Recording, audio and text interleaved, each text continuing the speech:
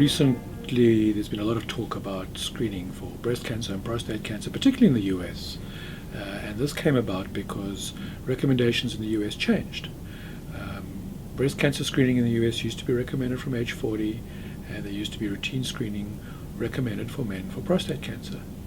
Recently, there's been a lot of debate about this, but none of this should be new in Canada, because in Canada we've known for some time that the evidence did not support those two practices. We know from research that breast cancer screening from age 40 is not necessarily a good idea. It can be potentially harmful.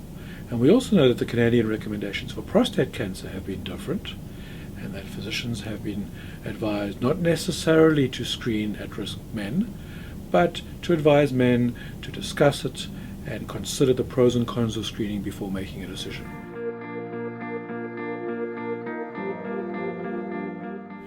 Prostate cancer screening is all about weighing up what's good for you versus what can do harm for the patient. We know that there's still some benefit from making a diagnosis of cancer early in some patients. The original thought was that whenever you made a cancer diagnosis, the earlier you made it, the better. This way you could help the patient maximally. We now know that isn't always true for all cancers, and prostate cancer is the prime example of this. Sometimes people are diagnosed with prostate cancer, they have treatment, and in the end, that cancer would not have done them any real harm. How can cancer not do you harm? Well, some cancers are slow growing. So if this is a slow growing cancer and you're well advanced in years, the chances are that that cancer would not have shortened your life or even have caused you any problems. But because we've gone there and looked for it with a screening test, we've identified something that wouldn't have made any difference.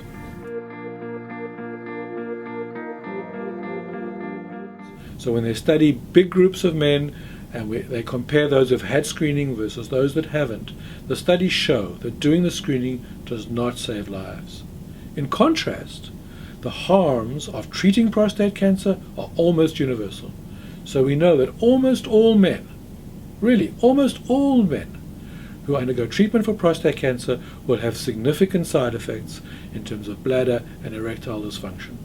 So while some may benefit, very few probably, we know that the harms are almost universal.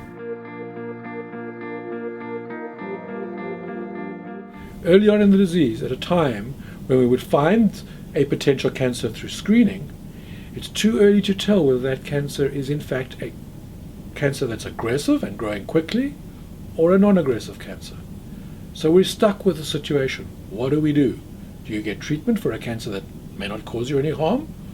Or do you decide not to get treatment and the cancer turns out to be an aggressive one? It's a very difficult situation to be in, and we don't yet have the answers.